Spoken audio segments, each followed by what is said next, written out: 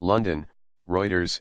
Boris Johnson stepped down as Britannia Euro trademark's foreign minister on Monday, warning that Britain will end up like a colony to the European Union after the government announced plans for a close trading relationship with the bloc after Brexit next year. Below is the text of his resignation letter to Prime Minister Theresa May, a copy of which Johnson released on Twitter. Dear Theresa, it is more than 2 years since the British people voted to leave the European Union on an unambiguous and categorical promise that if they did so they would be taking back control of their democracy. They were told that they would be able to manage their own immigration policy, repatriate the sums of UK cash currently spent by the EU, and, above all, that they would be able to pass laws independently and in the interests of the people of this country. Brexit should be about opportunity and hope. It should be a chance to do things differently, to be more nimble and dynamic, and to maximize the particular advantages of the UK as an open, outward-looking global economy. That dream is dying, suffocated by needless self-doubt.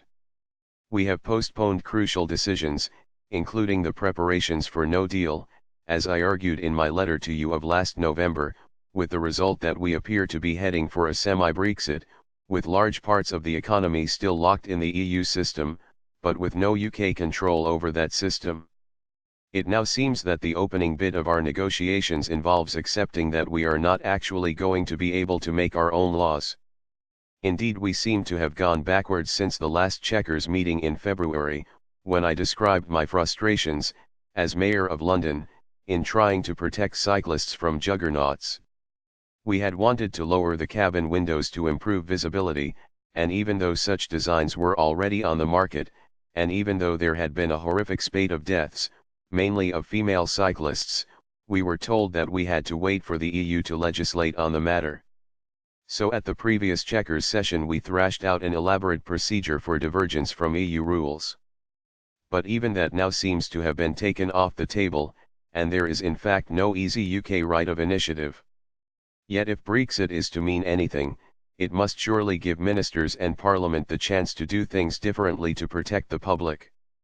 If a country cannot pass a law to save the lives of female cyclists, when that proposal is supported at every level of UK government, then I don't a Euro trademark see how that country can truly be called independent.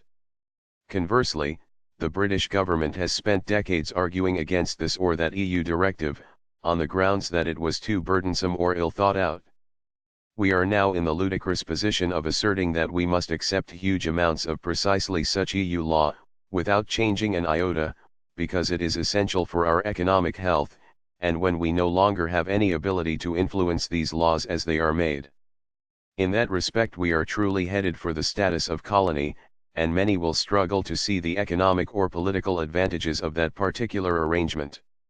It is also clear that by surrendering control over our rulebook for goods and agri-foods, and much else besides, we will make it much more difficult to do free trade deals. And then there is the further impediment of having to argue for an impractical and undeliverable customs arrangement unlike any other in existence. What is even more disturbing is that this is our opening bid. This is already how we see the end state for the UK, before the other side has made its counter-offer. It is as though we are sending our vanguard into battle with the white flags fluttering above them. Indeed, I was concerned, looking at Friday a Euro trademark's document, that there might be further concessions on immigration, or that we might end up effectively paying for access to the single market. On Friday I acknowledged that my side of the argument were too few to prevail, and congratulated you on at least reaching a cabinet decision on the way forward. As I said then, the government now has a song to sing. The trouble is that I have practiced the words over the weekend and find that they stick in the throat. We must have collective responsibility. Since I cannot in all conscience champion these proposals, I have sadly concluded that I must go. I am proud to have served as Foreign Secretary in your government. As I step down, I would like first to thank the patient officers of the Metropolitan Police who have looked after me and my family, at times in demanding circumstances. I am proud too of the extraordinary men and women of our diplomatic service. Over the last few months they have shown how many friends this country has around the world, as 28 governments expelled Russian spies in an unprecedented protest at the attempted assassination of the Skripals. They have organized a highly successful Commonwealth summit and secured record international support for this government, a Euro trademark's campaign for 12 years of quality education for every girl, and much more besides. As I leave office, the FCO, Foreign and Commonwealth Office, now has the largest and by far the most effective diplomatic network of any country in Europe, a continent which we will never leave.